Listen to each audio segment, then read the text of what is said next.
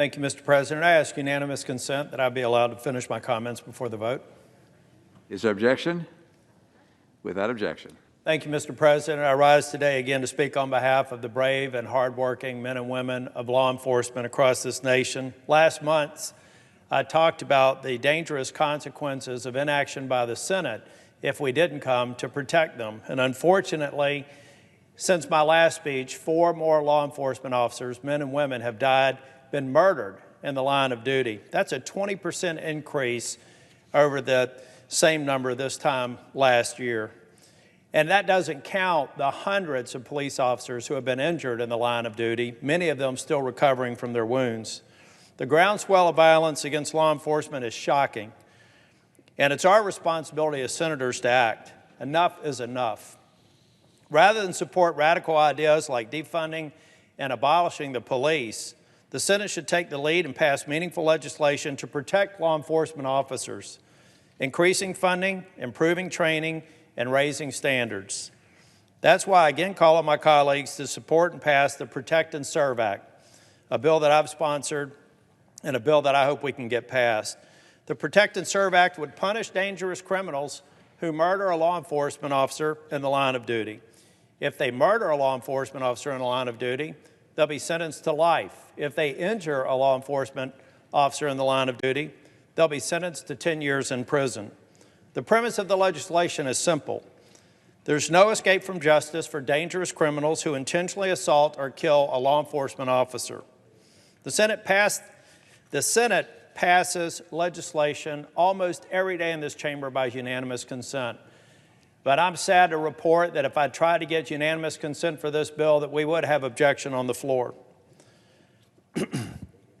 The heated rhetoric and the violent attacks on officers are having real-world impacts, and the safety of law enforcement has never been at the low that it is today. Across the country, recruitments are down. Fewer people are applying to go into into law enforcement academies, and retirements are up.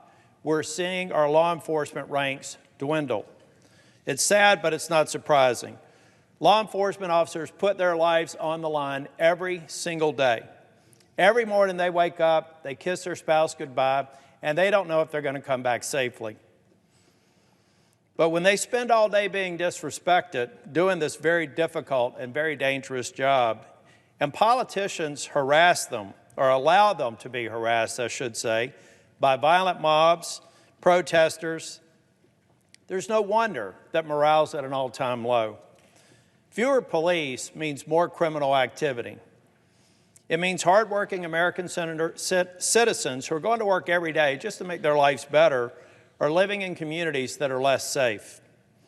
We cannot sit idly by and allow for the streets to be filled with dangerous, violent criminals who face no consequences. Instead, we must speak up and show our men and women in blue that we respect them and that we back them. They put their lives on the lives to protect us, and we should do the work in Congress to protect them. In fact, in the last Congress, Speaker Pelosi allowed this bill to be voted on. She supported making it a law. But now, her conference is run by radical leftists who want to abolish the police or defund the police, and she's not even allowing this bill to be brought to the floor.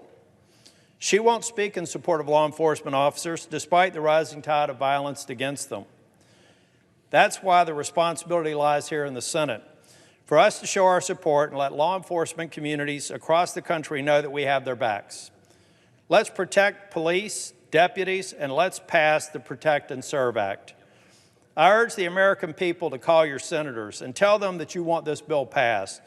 You want law enforcement to be safer, and you want our communities to be safer. Don't be silent.